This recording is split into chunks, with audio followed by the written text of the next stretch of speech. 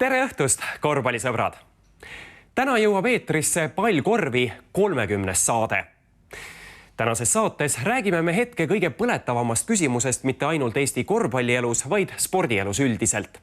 Nimelt 15. aprillil toimuvad Eesti Olümpiakomitee presidendivalimised ja täna on meil stuudios üks kandidaatidest, Urmas Sõõrumaa. Teemasid on loomulikult teisigi ja heidamegi nüüd neile pilgu. EOK presidendikandidaat Urmas Sõõrumaa räägib spordikitsaskohtadest. Kalevi spordihalli ehitustööd peaksid lõppema järgmise aasta kevadel ning saal saab mänguvalmis 2017. aasta sügiseks. 2 kohtumist enne põhihooaja lõppu on Valga meeskonnal endiselt võimalus jõuda Läti meistriliigas play-offi. Multitalent Mart Sander näitas täpset viskekätt. Täna räägime me pikemalt EOK presidendivalimistest ning mul on hea meel stuudios tervitada ühte kandidaati sellele ametikohale, ettevõtjat Urmas Sõõrumaa. Tere õhtust! Tere õhtust! Pärast seda, kui teatasite oma kandidatuuri ülesseadmisest, sõitsite nädalateks ära Myanmari, tulite tagasi ja 4 päevaga saite kokku 28 liikme toetuse. Et võib arvata, et potentsiaali on meil kõvasti, kuidas on edenenud nüüd edaspidise häälte kogumine? No ma olen Eesti spordiringkondades ja spordiorganisatsioonide ülesehitamisel osalenud juba üle 20 aasta. Nii et ma tunnen ja tean siit peaaegu igat ühte. Ja seetõttu minu jaoks ei ole see 28 häält mingi üllatus. Tõsi, kui ma tagasi tulin peale 1,5 kuulist äraolekut, siis väike üllatus oli, et spordi ümber käib selline show, seda ma ei oleks oodanud, aga seda meeldivam see on. Aga tunnetate nüüd, et pärast selle kandidatuuri ülesseadmist, pärast seda, kui teid kindlaks kandidaadiks kinnitati, on nüüd ka häälte arv kasvanud, selles suunas edasi tööd tehtud? Eks me kõik teeme vaikset tööd, et see häälte arv kasvaks ja ka mina teen selleks tööd, aga ma ei hakka täna siin midagi välja lubama. Samas 2 spordiorganisatsiooni, mille eesotsad sisuliselt olete olnud Eesti Võrkpalliliidu asepresidendina, Eesti Tenniseliidu presidendina, teid nüüd kandidaadiks ei seadnud. Et kas selles mõttes võiks öelda, et spordiorganisatsiooni juhtimine ei ole plaanitult võib-olla välja tulnud, et endised organisatsioonid ei toeta teid, vaid hoopis vastaskandidaat Jüri Ratast? Mis puudutab võrkpalli, siis ma olin küll seal asepresidendina, aga sisuliselt ma üle 10 aasta olin oluline telgitagune niiditõmbaja, sponsor ja nii edasi. Aga mis puudutab nüüd tenniseliitu, siis tenniseliit sai minu seal oldud aja jooksul ehk 6 aasta jooksul sellise märgiga maha, et eelmisel aastal tenniseliit tunnistati tennise Euroopa parimaks alaorganisatsiooniks. Et seda nüüd väita, et midagi läks valesti ja nii edasi. Lihtsalt on teised inimesed ja teised huvid. Aga see on loomulik, et ma ei peagi kõigile meele järgi olema. Aga liigume edasi programmi juurde. Teie põhiloosungiks siin juba erinevates debattides on olnud, et 2030. aastaks tahate 3-kordistada Eestis spordiharrastusega tegelevate inimeste arvu, et ambitsioon on suur, väga tervitatav ettevõtmine, aga kuidas ikkagi seda teha, et mis võiksid olla nüüd esimesed sammud, et võib-olla siin saates 2030. aastani ei jõua kirjeldada, aga kui astute ametisse, ütleme esimesel poolaastal, esimesel aastal, mis on need sammud, et sinna jõuda? Mul on selles mõttes minu sellise eesmärgiga, mul on vastus hästi paljudele küsimustele ja ma tahaksin öelda kõigile armas spordirahvas, et mina ei tea kõikidele küsimustele vastuseid, kuid selle eesmärgi täitmine on täiesti reaalne. Nimelt Põhjamaades on see protsent 40 ja rohkem, isegi suurelt Saksamaal on 35% inimesi spordib süsteemselt läbi klubilise tegevuse ehk on spordi katusorganisatsiooni üldkoosolek seeläbi ja meil väikeses Eestis selline eesmärk seada on täiesti loomulik, kuid see eesmärk annab kõikidele teie järgmistele küsimustele vastused. Kuivõrd palju me tegeleme liikumisega lasteaia tasemel või invasportlastega või ülikoolis või töökollektiivides, siis ma ütlen kõigiga ja maksimaalselt. Kui kellelgi on küsimus, milliseid spordirajatisi siin kavatsete rajada või toetada või lobeerida, siis ma ütlen kõiki ja jääb puudu ka. Kujutage ette, kui meid on 1-3 korda rohkem, meil on ka 2-3 korda rohkem vaja spordirajatisi ja baase. Rääkimata treeneritest, kvaliteetsetest treeneritest, rääkimata tippsportlastest, meie eeskujudest, autoriteetidest ja nii edasi. Aga enne kui hakkame täpsemalt rääkima sporditaristust, vaatamegi, kuidas üks Eesti legendaarsemaid spordihalle uue kuue saab. Eesti korvpalli toetab Unibet. Unibet, mängijatelt mängijatele. 29. jaanuaril 2015. aastal toimus Tallinnas Kalevi spordihallis viimane korvpallikohtumine Alexela korvpalli meistriliigas, kui Tallinna Ülikool Kalev võitis Tallinna Tehnikaülikooli 83-78. Ilmselt saavad sellest kohtumisest ainest mitmed Eesti spordiviktoriinid, kes viskas viimase ametliku korvi vanas Kalevi korvpallihallis. 1. veebruaril algas legendaarse Kalevi spordihalli kapitaalremont. Eesti spordisõpradele ei ole vana Kalev lihtsalt spordihall, vaid rahva seas juba tuntud spordipühama staatuses. Alates 1962. aastast avatud hall on teenindanud aastakümneid sportmängude kõrval ka kergejõustiklasi, maadlejaid, vehklejaid ja muude spordialade esindajaid. Siis kõige rohkem rõõmu on saanud tunda ilmselt korvpallifännid, kuna läbi aegade legendaarsem tiitel Eesti korvpallile vormistati just selles hallis, kui Kalevi korvpallimeeskond tuli viimaseks NSV Liidu meistriks mais 1991, kui finaalseeres alistati juba Eesti lipu all võisteldes Leningradi Spartak. Endine tippkorvpallur Aleksei Tammiste meenutab Kalevis mängimist hea sõnaga ja ei usu, et seoses renoveerimisega võiks midagi olulist kaduma minna. Meeles on kõige rohkem see, et siin oli väga mõnus oli mängida ja väga meeldis siin mängida juba sellepärast, et rahvas oli hästi lähedal ja kõik ja see oli nii vahetult nagu käega katsuda kõik ja see oli kõige rohkem mul meeldis siin mängida just selle poolest. Kõige suurem mälestus on, kui Ameerika koondis sai ära võidetud siin 70-ndatel. 2010. aastal ostis Tallinna linn Kalevi spordihalli 5,4 miljoni krooni eest. Siis nüüd kulub renoveerimisele 8,6 miljonit eurot. Renoveeritud halli tuleb palju uuendusi ning lisaks sportimisvõimalustele hakkavad halli ruumides resideeruma Tallinna Spordi- ja Noorsooameti tööruumid. Ameti juhataja Rein Ilvese sõnul võidavad halli renoveerimisest kõik, mitte üksnes korvpallisõbrad. Vast renoveeritud hallis hakkab võimalusi olema rohkem kui enne remonti. Siia tuleb 4 ristipidi harjutusväljakuga suur hall, kus on sees ka siis teistpidi joonitud peaväljak, nii nagu ta täna seni oli ja siis tulevad ka lisa juurdeehitused veel, kus me saame juurde siis kontoriruume, laoruume ja veel ka siis treeningruume. Me näeme siia ette kõikidele spordialadele võimalused, et nii käsipall, võrkpall, korvpall kui ka siis endiselt, mis siin sees traditsiooniliselt on olnud, vehklemine, lauatennis, sulgpall. Lisaks sportlastele on uued tingimused ka spordisõpradele, kes tulevad halli koha peale kaasa elama. Pealtvaatajaid saab olema kusagil istekohti 1800 ja saavad olema siis lahti käivad tribüünid, teleskooptribüünid, et kui on tavaline treening situatsioon, siis on need kokku seina äärde lükatuna ja kui on mängud, siis me saame vastavalt siis kas siis 2 poolt lahti lükata või 4 poolt, 4 küljest lahti lükata. Nii et see kõik on lahendatud. Lisaks sellele väga oluliselt me paneme rõhku valgusele ja akustikale. Tuleb kohvik ja kui ma ei eksi, siis 70 kohaga eraldi köögiga, nii et siin saab koha peal hakata valmistama toitu, kõiki neid ka siis vastavalt siis võistlustele. Kui on vaja korraldada toitlustamist, siis see on võimalik. Kalevi spordihallis saavad jätkata mitmed suurüritused nagu Jalgpalliliidu poolt korraldatav aastalõputurniir ja Tallinna mõõkvehklejatele. Klubisid, kes oma kodumänge hakkavad uues hallis pidama, veel täpselt teada ei ole.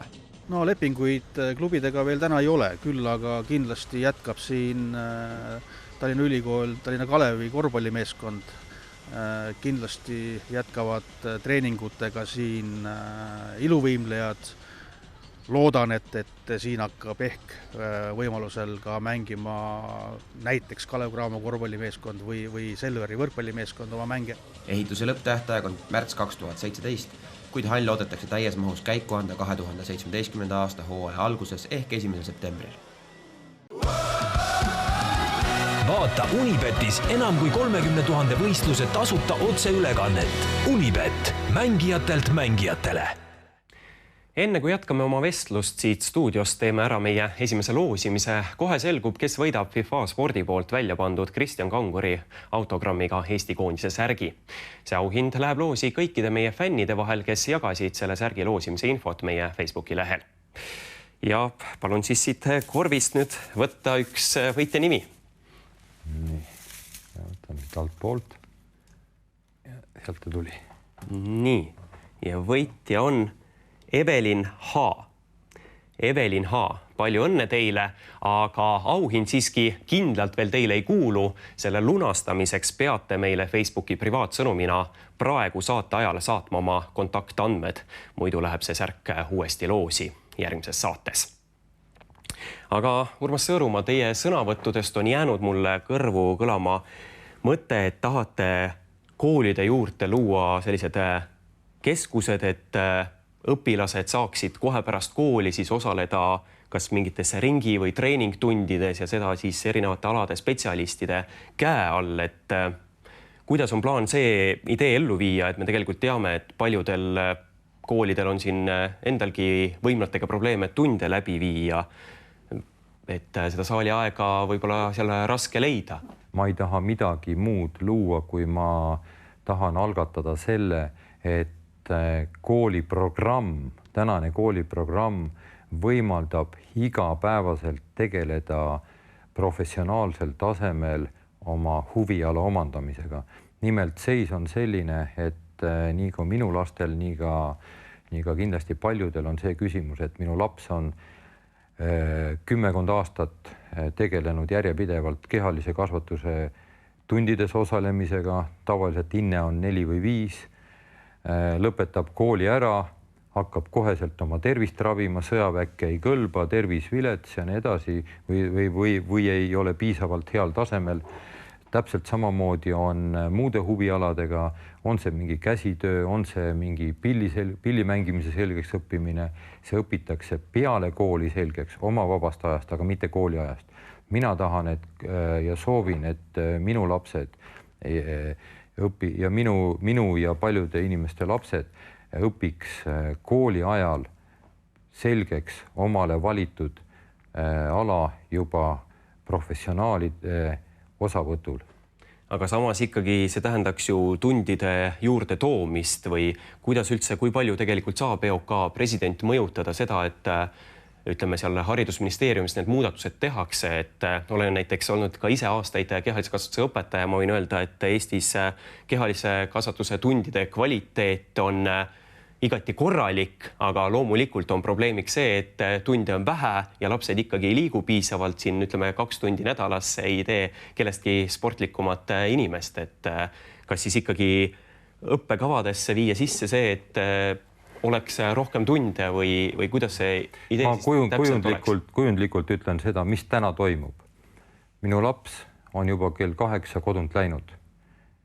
Enne mind raske koolikotiga. Mina tulen õhtul koju 9:10. Ta on osalenud peale kooli veel paaris trennis, silmad punased, õpib, üleväsinud. See on ülemõistuse koormus. Mina soovin seda, et selle asemel, et kell 1:30 kool lõpeta näiteks kell 3 või kell 4, sa oled teinud oma korraliku trenni selle kooli ajal ja sul on juba vaba aeg. Las professionaalsemad ja tippsportlased lähevad siis tegema oma teist trenni veel, kui nad tahavad. Ja kui laps lõpetab kell 4 kooli, siis ongi tal terve ülejäänud aeg on ainult kas valmistuda ette järgmiseks päevaks või vaba aeg. Et see on oluline võit tegelikult oma tihtipeale 5-16 tunnilisest tööpäevast, mis meie koolilastel täna on. Aga see, mis tähendab kehalise kasvatuse õpetajaid, siis ma arvan, et loomulikult nende spetsiifika võiks muutuda ja muutuda natukene mänedžeri tüüpi, mitte täna võib-olla sina saad hakkama 10-15 spordiala õpetamisega, aga mitte kindlasti kõik ei saa hakkama, aga see kehalise kasvatuse õpetaja võiks muutuda natukene mänedžeriks, ta võiks sellele noorele inimesele nõu anda, et kui ta on juba 2-3 aastat käinud näiteks maadlustrennis ja on näha, et see kuidagiviisi talle ei sobi, siis märgata seda ja võib-olla juhatada näiteks kergejõustikku või korvpalli mängima näiteks. Aga ikkagi ma tahaks veel norida selle punkti osas, et kust või mille arvelt või kuidas need treeningtunnid siis lapsele juurde tulevad, kas te näete, et kehalise kasvatuse tunde on 1, 2 või 3 nädalas rohkem või see on spordiringi tund, kui see on spordiringi tund, siis ikkagi kes seda rahastab või kust me leiame selleks raha, kas on võimalik üldse ikkagi EOK kaudu ka mõjutada nüüd siis ütleme haridusministeeriumi eelkõige? Kõik sõltub sellest, millise eesmärgi me paneme. Kui me paneme riigis eesmärgiks selle, et meie inimesed elavad lähedale sama kaua haigusvaba elu kui põhjamaalased. Nimelt ametlikud andmed ütlevad seda, et Eesti mees elab 53 aastat tervena ja siis veel kuidagi võitleb haigustega veel umbes 15 aastat. Aga põhjamaa mehed elavad meist 17 aastat kauem haigusvaba elu. See on selline number, et ma arvan, et mitte ükski lapsevanem ei saa seda mitte soovida enda lastele. See on otseses seoses sellega, kui sportlik inimene on, kuidas tal on need harjumused kujunenud spordiga tegelemiseks ja liikumiseks ja need harjumused kujunevad eelkõige koolieas. Seega Urmas Sõõrumaa EOK presidendiks saades võtab, ütleme vähemalt siin esimesel aastal kohe südame asjaks, et ikkagi saaks kuhugi programmidesse sisse, et õpilased ikkagi koolieas saaksid tegeleda nädalas, ütleme, vähemalt 5 treeningtundi. Ma ütlen veel kord, 10 aastat käia kehalise kasvatuse tunnis ja mitte keegi meist ei julge öelda, et see on meile andnud sportlikult midagi. Aga kui ma 5-6 aastat tegelen ükskõik millega, olgu see maadlus, korvpall või kas male mängimine, kui ma 5-6 aastat tegelen professionaalse treeneri juhendamisel, ma võin terve elu öelda, et ma olen sportlik inimene, ma olen tegelenud sellega. Aga teeme siit väikese pausi ja enne kui hakkame rääkima vastaskandidaatidest, vaatame, kuidas on Valga meeskonnal läinud sellel hooajal Läti meistriliigas.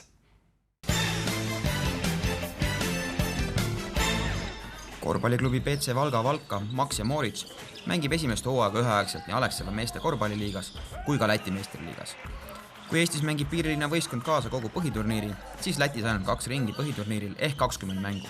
3 mängu enne põhiturniiri lõppu ei ole turniiritabeli seis Eesti sarjas kaksiklinna meeskonnale kiita. 3 kohtumist enne põhihooaja lõppu ollakse eelviimasel 8. kohal, edestades ainult Audentese spordigümnaasium noortekoondist. Seetõttu tuleb play-offi esimeses ringis vastamisi minna ühega suurtest, kas Tartu Ülikool Rocki või BC Kalev Cramoga. I try to change a lot of things, but it's already too much time was before where already was lost positions, and now for both leagues that time when I came in the team like head coach, from that time we have almost every game we need to fight because it's like maybe we not get a higher position. Läti meistriliigas on play-offi jõudmine 2 mängu enne põhiturniiri lõppu veel lahtine. Kui mängida jääb veel eeldatavalt tugevama Liepaja ja tabelis Valga Valkas tagapool asuva Ogrega. Võimalused on olemas, et nüüd on 2 mängu jäänud, et 30. ja 2. aprillil, et anname endast parima, et kui mõlemad võidame, siis on suur tõenäoliselt saame, jah.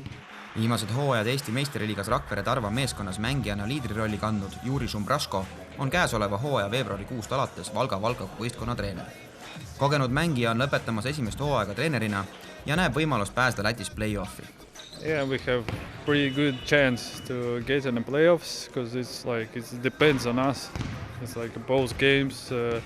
First is the road game, Ogre, and it's like they are under us, but they fight very good at home. But always also it depends how you play. Doesn't matter against who, but what you will do, with what kind of attitude you will play. And second game is Lepai at home. They are a pretty strong team, but at home, it's at home, you know, like need to show our game also. Kahekordne Eesti meister Kristo Saage, kes lõpetab juba teist hooaega Eesti-Läti segaklubis, ei tea veel hetkel, millises klubis jätkab sügisel, kuid on kindel, et individuaalsed näitajad ei ole korvpallis nii olulised kui võistkondlik edu. Eesti liigaga ei ole kindlasti rahul, et tulemused kindlasti ei peegelda meie võistkonna sisu, aga siin on erinevad vigastused ja asjad ja on raskelt läinud Eesti liigas. Läti liigas võib rohkem rahul olla. Lääne-Virumaalt pärit Saage on suure osa oma karjäärist veetnud Rakvere Tarva võistkonnas, kui tiitlid olnud hooajad möödusid pealinnas Kalev Cramo ja selle eelkäija ehitustöörista võistkonnas. Kas uuel hooajal jätkab mängujuht sama meeskonna särgis, ei ole veel kindel.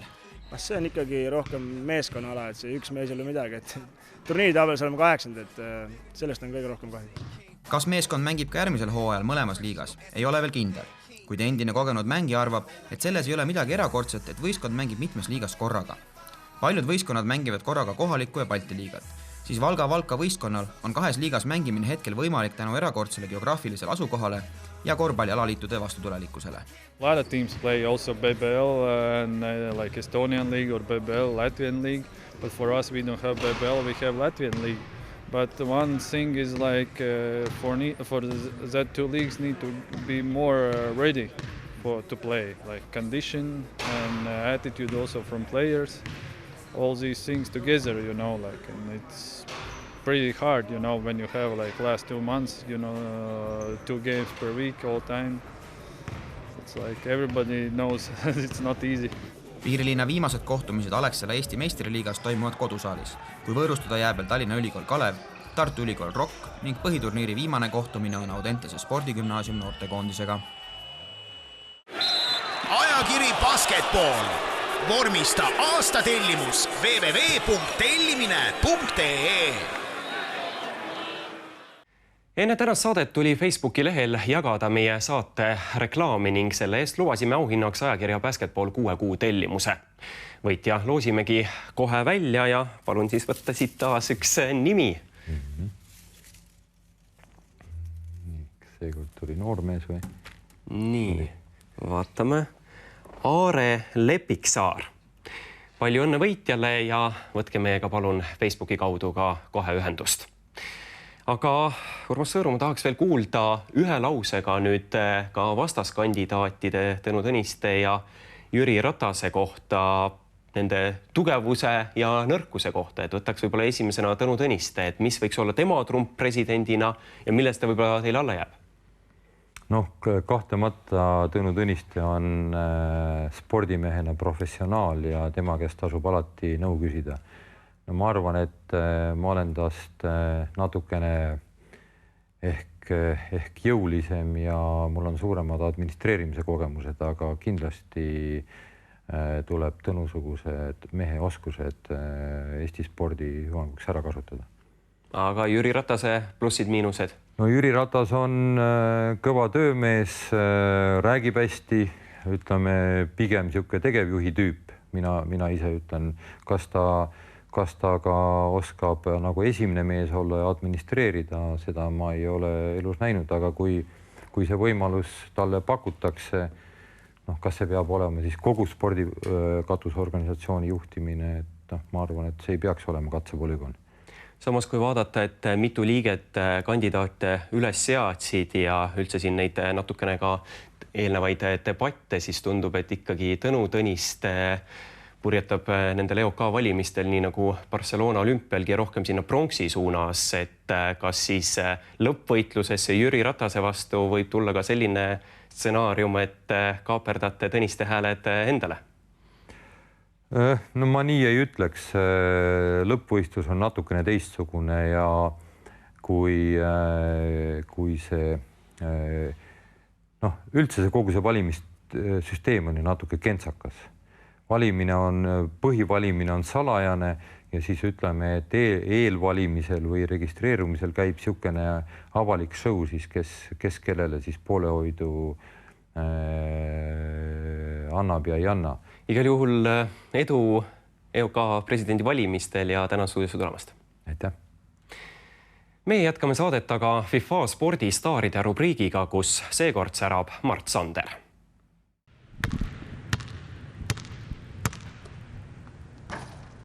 FIFA spordistaaride vabavisete rubriigis on hetkel liidriks Põhja-Tallinna ansambli liige Jaanus Saks 7 tabamusega. Täna üritab seda tulemust ületada multitalent Mart Sander. Tere, Mart! Tere! Räägi, mis projektid siis hetkel elus teoksil on, et tean, et palju käid Ameerikas? Jah, suur osa tulevikuplaanidega ongi seotud Ameerikaga, aga mis sest tulevikust rääkida? Räägime parem minevikust. Minevik on juba selge. Ja mis siis on, ütleme, selle aasta võiks öelda suurimad saavutused või sündmused sinu elus praeguseni olnud? Üks põnevamaid on vist siia tuleks, sest ma isegi nägin täna unes painajat sellest, et ma siia tulin. Ma ei tea, miks ma siin olen. Tere kõigile. Ja kindlasti ei ürita ma seda 7 tulemust mitte kuidagi ületada. Ma rooman sealt alt läbi, ma arvan. Aga kuidas muidu suhted spordiga on, et sportlikus heas vormis oled ju küll? Jah, aga vaata, tabamisspordid ei tule mul kunagi välja, ma ütlen seda ausalt. Jah, loomulikult mind pandi korvpalli mängima kooli ajal. Kui ma just korvi all ei seisnud ja palli korvi ei pannud, siis ei tulnud mul sellest midagi eriti välja. Samuti näiteks meeldivad mulle väga sellised asjad nagu piljard ja vibulaskmine ja noolemäng, aga ma ei saa kunagi pihta ühelegi asjale. Et selles mõttes ma olen juba harjunud, et mingisugune koordinatsioonihäire minus on, minu silm ja käsi selles mõttes ei tööta nagu nende asjade puhul koos. Aga seest on sul hea hääl ja hea kõrv? Mul on palju häid kehaosi, aga need ei aita mind praegu. Mingi osa ühesõnaga puudub, nii et ma arvan, et minu tabamused on väga-väga halvad täna. Aga kas sellise tugitooli sportlasena ka jälgid korvpalli või ikkagi jääb see sinu jaoks kaugeks? Ma jälgin siis, kui mõned sõbrad mängivad. Selge, aga täna ootab sind 10 viset, et üks on eesmärk vähemalt ju. Jah. Aga hakkame pihta.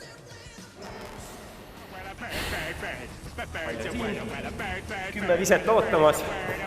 Aitäh. Ole tubli pall. Mine sinna. Nii. No, natukene kõvasti. Ja olemas. Esimene olemas. 4-1.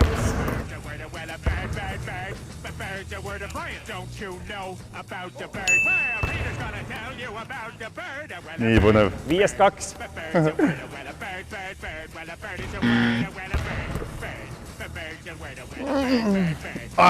Jeesus. No nii, hakkab kokkuma. 8-3. 9-4. No nii. Tahab abiga.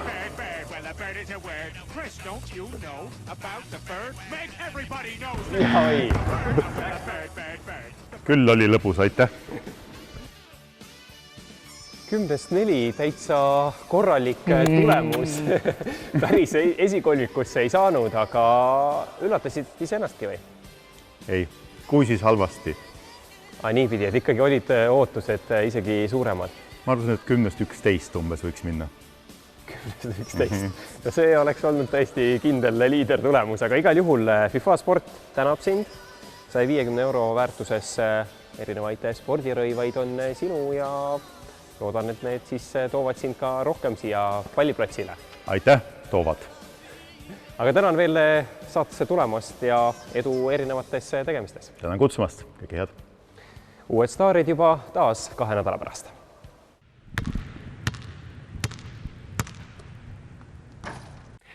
FIFA Sport paneb ka järgmises saates välja auhinna. Spaldingu T-särgi loosime välja kõikide oma fännide vahel, nii et liituge ikka meie Facebooki lehega. Korvpall on taas Tallinna Televisiooni eetris eeloleval pühapäeval 3. aprillil kell 15.10, kui Kalev Cramo kohtub VTB ühisliigas Krasnojarski Jenisseiga. 11. aprillil järgmises pallkorvi saates loodame aga näha taas EOK presidendikandidaate, seekord Tõnu Tõnistet ja Jüri Ratast. Lisaks teeme kindlasti juttu ka homme Balti liiga finaalseeriat alustavast Tartu Ülikool Rockist. Ja tartlastele soovime ikka, nagu ka kõikidele meie televaatajatele, pallkorvi! Y'all ready for this?